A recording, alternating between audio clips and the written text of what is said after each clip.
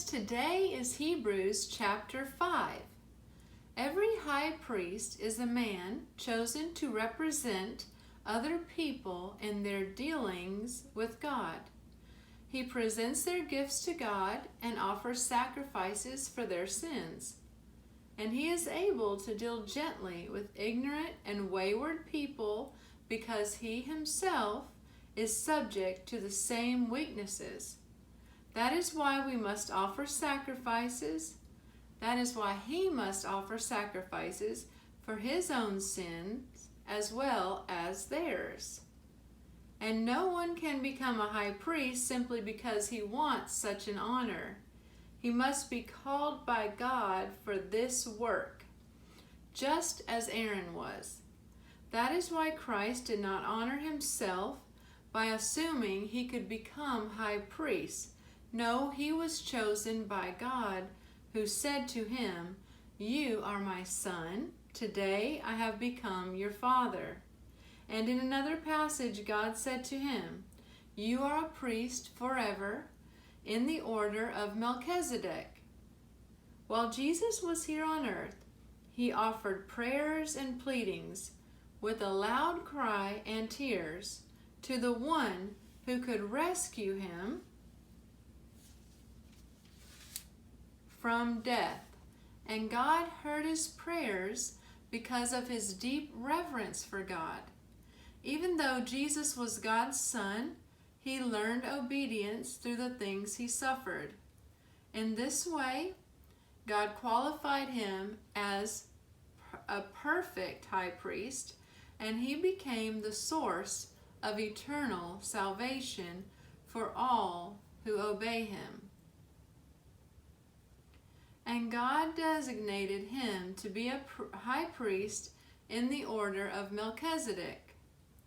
There is much more we would like to say about this, but it is difficult to explain, especially since you are spiritually dull and don't seem to listen.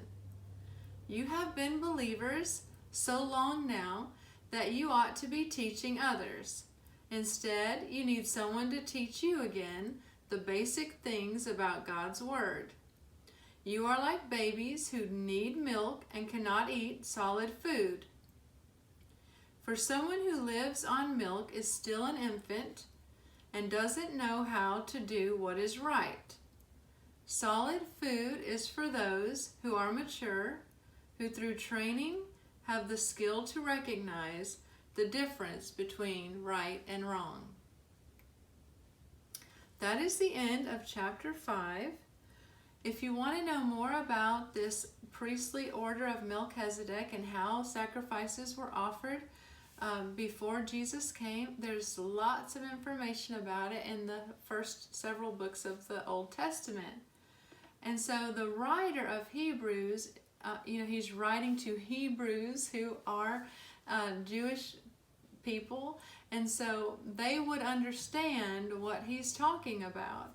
Now in our culture we don't really get it because we don't sacrifice animals on altars, and we don't have high priests typically in our culture, and so we don't understand a lot of what he's talking about just reading it.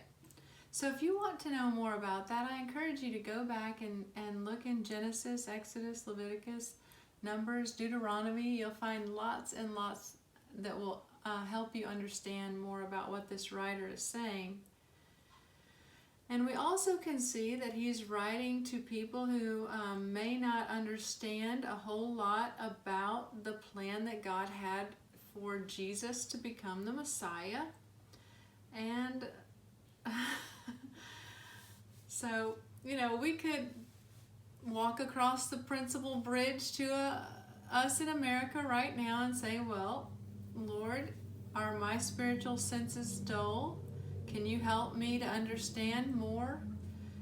He's saying we've been believers so long that we ought to be teaching others. Is that something that you would say about me, Lord? Is that something that I need to come up in my faith and grow and start sharing what I've learned with others? Well, I feel like you can't really know something until you can teach that something to someone else. So if you really know something, you know it so well that you can teach someone else, then you've really become successful in that thing and you totally understand it, or at least mostly. Well, I'm going to write down verse 14 that says, solid food is for those who are mature, who through training have the skill to recognize the difference between right and wrong. I'm going to write that down in my journal and see what the Lord would have to say to me about where I need more training and to grow in spiritual maturity. I pray that you will be blessed, friends.